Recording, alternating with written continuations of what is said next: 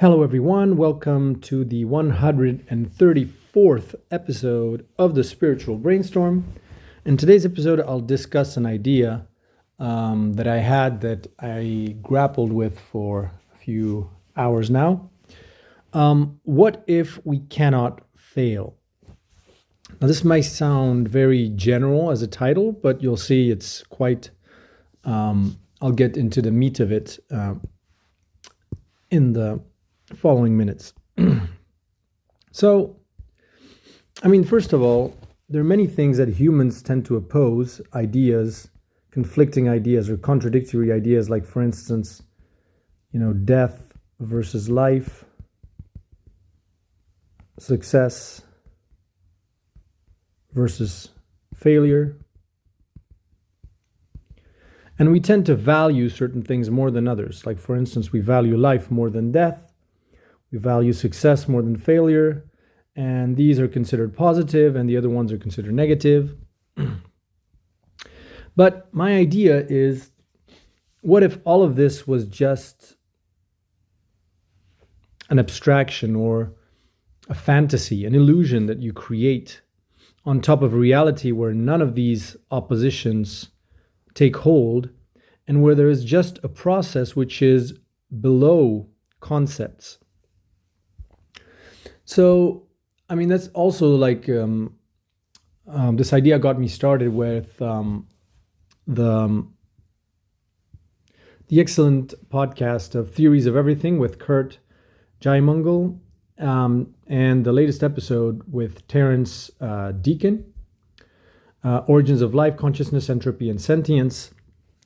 And in that episode, one of the ideas discussed is that, like, if you look at like proteins or any kind of chemical reaction, water or whatever, there are various transformations cannot be analyzed or viewed via this kind of prism of success or failure or death versus life. There's just an evolution. Like, for instance, if water evaporates, then it changes state. Then maybe the water associates with another chemical and they form a new compound. But at no point is there a possibility to judge whatever is happening to these constitutive parts as something that is a success or a failure. It's just something that doesn't take hold. But when you introduce life into the mix, suddenly you can judge things as success or failure. For instance, if you make the water poisonous or radioactive or whatever, and the water then kills life, then that would be considered a failure or something negative. Whereas if you fill life with nutrients that allows life to thrive, that's considered as positive or a success. So we tend to have this kind of skew towards life, obviously, because we are alive. But what if this distinction was arbitrary and artificial? What if life and death were intimately a part of each other? And we see that all the time. We see that trees die, animals die, they leave off offspring, they continue on to live. So we are connected to an endless kind of life tree from the first living cell that splits into like the infinite fractals of different manifestations of life that goes in all directions. And we tend to have this view where when one branch ends, sort of an evolutionary kind of dead end or whatever, we view that as a failure. But there are many cases where we would never think of it in such a way. And even it's this value judgment, basically, that when life ends at some point, it's a failure, and where it continues, it's a success. And also this illusion that we think that life actually stops. So it's maybe looking at things more from a higher point of view. So let's have a thought exercise. One thought exercise is, imagine if humanity is a global collective organism that is like a tree that grows, basically. What is better? for a tree to grow infinitely into infinity, or for a tree to bear fruit. The fruit falls on the ground, sprouts a new tree, and the old tree dies, decomposes, and goes back to the ground, which serves as a sort of a nourishing, serves to nourish the sapling or seed that is an offspring from that fruit. So let's just imagine this, like that the fruit represents sort of a wisdom, a condensed wisdom, and the seed in the fruit, condensed wisdom of everything that the tree or humanity has experienced during its lifetime on earth. Like the key learnings, the key lessons.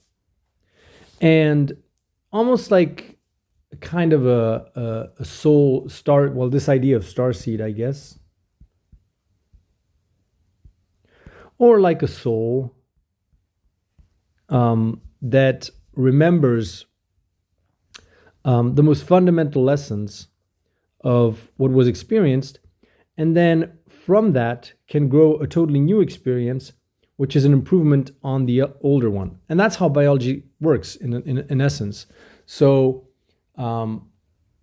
you can imagine like an individual organism as being composed of like these trillions of little cells, and their aggregate experience then gets somehow translated, the core wisdom of it, into DNA, which evolves gradually and slowly and improves in turn on the next generation of organisms, and the descendants of that collective global organism, and so on. So imagine the same kind of process happening with humanity. Whether humanity continues to thrive into infinity and grow, or whether it dies out, it doesn't really matter, because every single human on that tree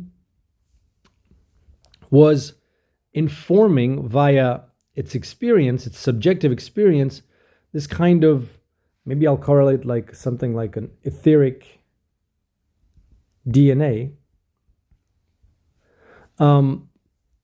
which will serve as a repository of all the wisdom that humanity has collected through all the experiences that it's been through.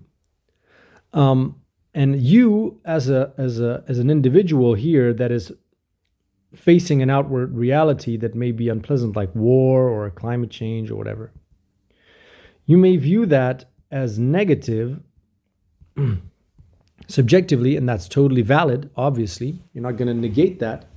But the mere fact that you're experiencing it, and that you are feeling certain emotions, that you have certain thoughts towards it, all of that is already a way to kind of inform this kind of etheric DNA on, well, if war is something that's good, bad, if it's how it serves to grow an organism, how an organism can be more resilient to that kind of idea. It's just this continuous dialectic process of facing challenges, overcoming them.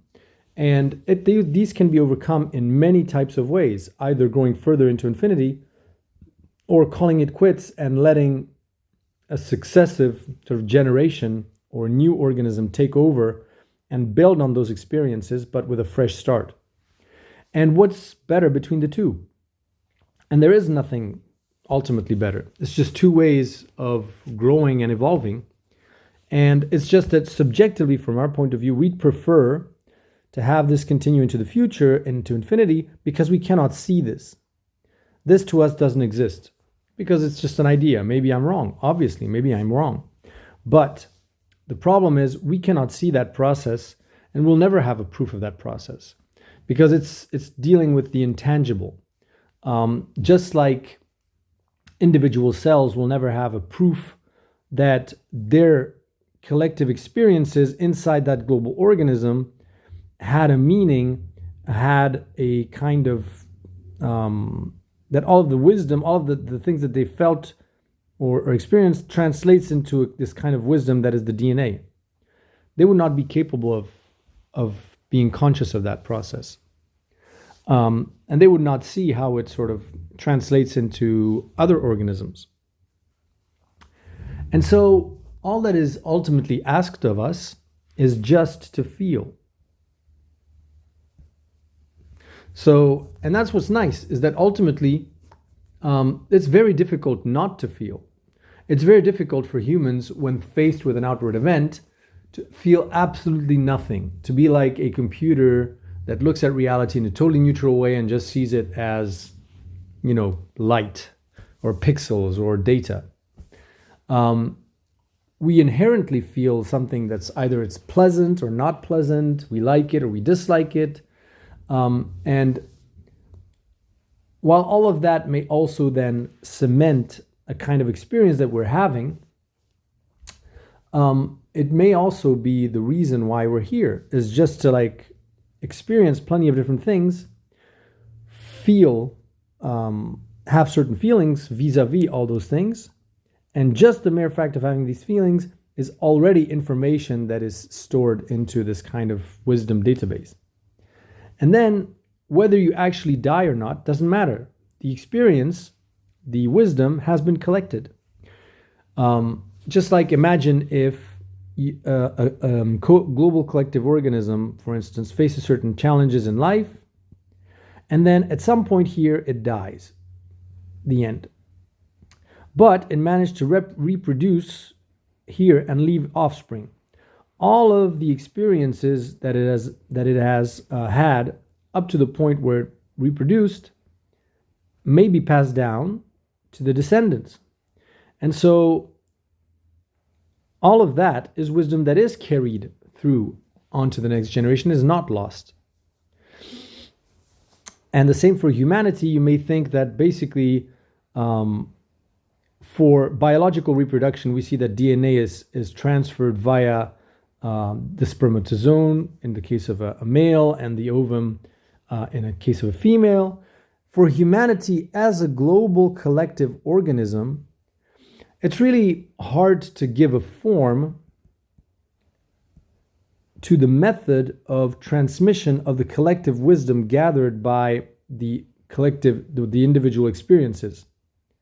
It may be via this concept of souls or oversouls, maybe,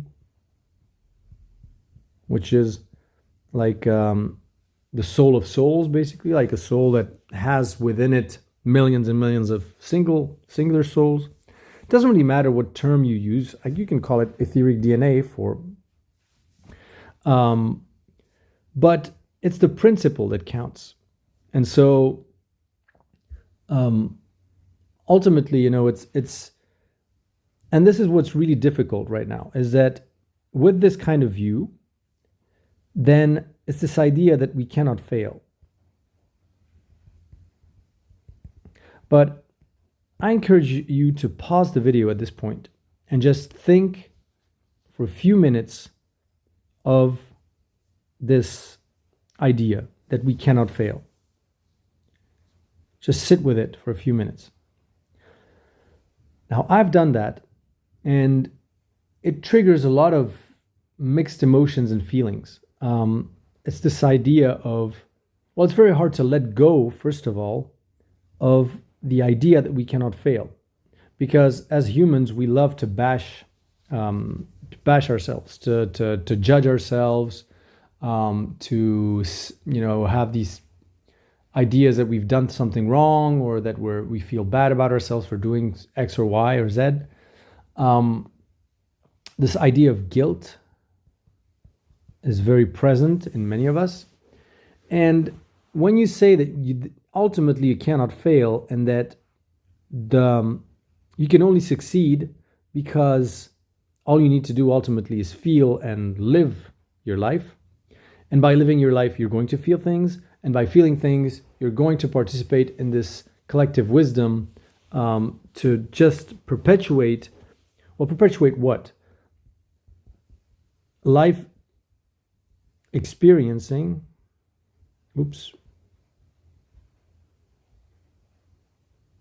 or the universe experiencing itself as life, through life.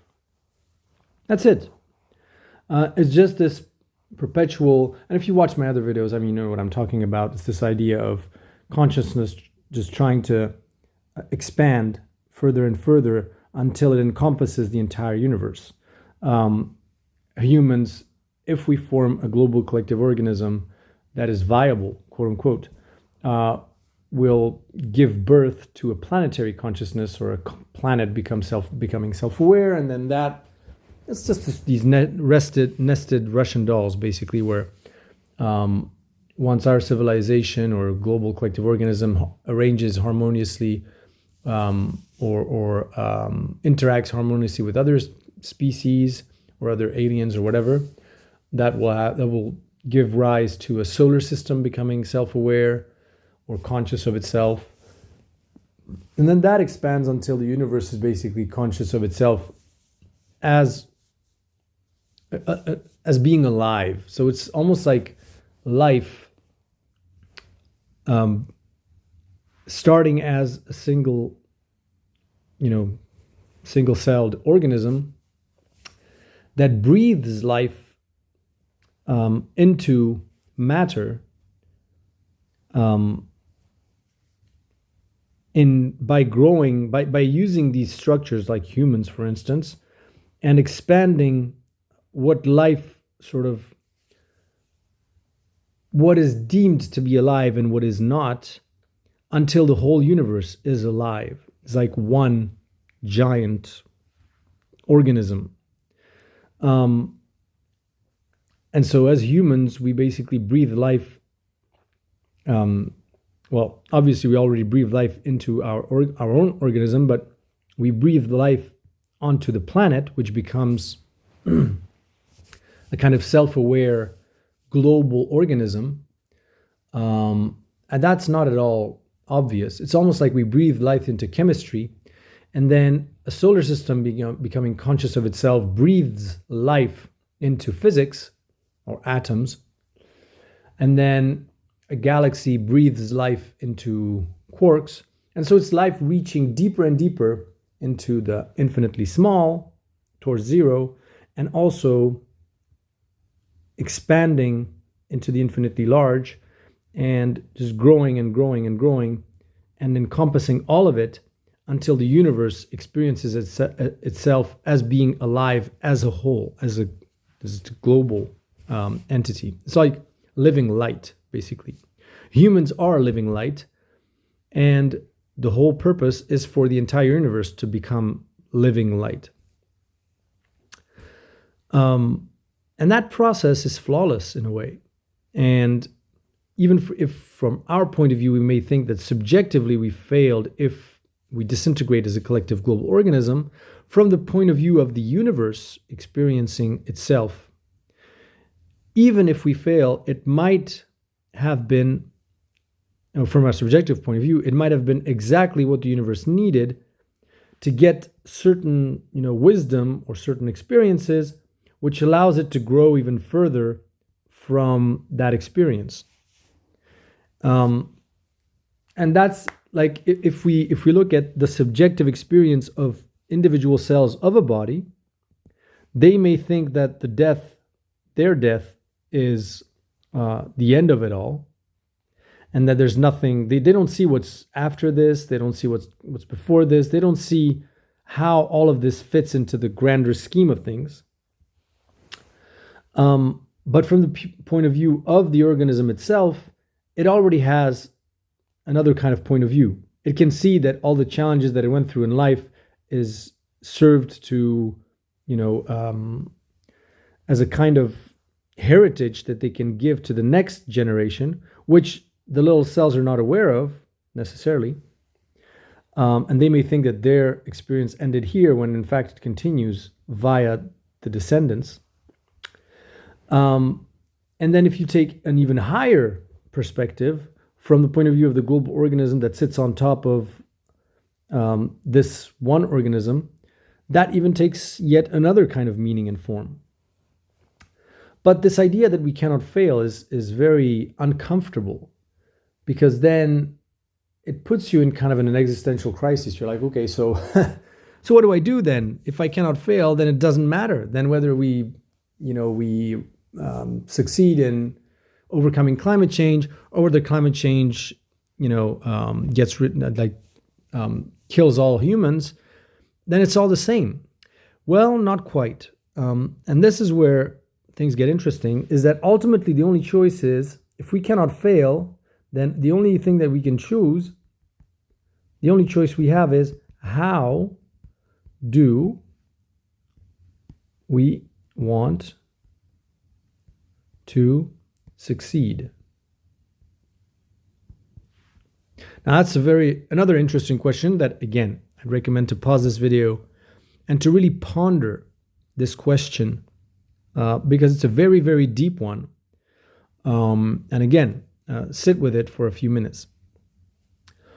How do we want to succeed? It means that the only choice we have is whether we deal with climate change or not, we'll succeed from a kind of a point of view that we don't have access to, but maybe we would prefer to succeed in one way rather than another. And that preference, where does it come from? It can only be subjective. Because the objective truth is that since there is no failure, how can there be a better way to succeed than another? Again, how would you say, would you say that it's better for a tree to grow infinitely into heaven, or to bear fruit and then have, other saplings grow, and then the tree would die and nourish the saplings or the seeds? What's better? And there is nothing that's better, but there may be something that's better subjectively. And so it's about coming to terms, or accepting to rekindle with this subjective choice of deciding how we want to succeed. And that's a completely different kind of paradigm, because you completely exit this kind of dual view of, failure on the one hand and success on the other. Now, there is no failure, there's only success, but that also puts you in a kind of an existential crisis, like, okay, if there's only success, then what? Then what are we supposed to do? And it's that thing where the feeling part becomes important again, because following your natural sort of inclinations of what you want to do, is exactly what will lead you to choose how we want to succeed as a collective, by the sum of each individual choosing subjectively how they prefer to succeed, based on how they feel about what they want to do with their lives. Some people will want to rescue endangered animals all their lives. But so long as you're obsessed with this idea of collective success or failure, it will drain a lot of mental energy, a lot of, even your own human physical energy. And every time you rescue an endangered animal, you'll start thinking, well, what's this going to do anyways? What's this going to achieve anyways? Because you see things as failure and success, and you think that if you didn't manage to save every single endangered animal, and that for sure that in 200 years, human civilization will continue to thrive and these endangered species will continue to exist, then you failed. So it's this idea that you're saving an endangered species, but 10 years from now or 20 years from now, if there's this climate change apocalypse, then what good has it done? I mean, you've just prolonged these animals' existence, you've prolonged their misery for another 20 years, and it won't change a thing because the species will go extinct anyways. Whereas if you stop thinking like that, then you don't really care. You don't really care in the sense that you do what you're passionate about, and you know that that's all that's being asked of you. And then whether the entire species is wiped out with climate change or wars or whatever, or not, at least you will have lived your life according to your preference of what you want to do and what you enjoy doing, because you know that globally, whether we come to an end as a civilization or not, we'll have succeeded either way. But at least you will have done in that kind of process what you've enjoyed, instead of choosing to do what you, choosing your priorities in terms of this prism of success and failure, and only focusing on actions that you think will lead to success. And it's as if, this tree that was trying to grow into infinity, into heaven, was not meant to grow into infinity, into heaven, and was indeed meant to grow fruits that will fall and grow into other kinds of trees. And by being stubborn and refusing this process, its individual constitutive parts are just going to suffer more and more because it wasn't designed to.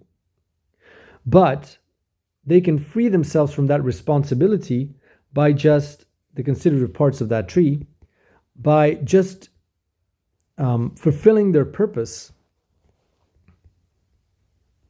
and accepting that that purpose is inherently subjective, because the objective part is being taken care of at a level that is way above them. And so whether this tree does continue to grow into heaven, or whether there's it bears fruit and then it falls and the tree dies, that's not within its control. But and neither is it within the control of the constitutive parts of the tree. But it would be a shame for those parts to all their lives to have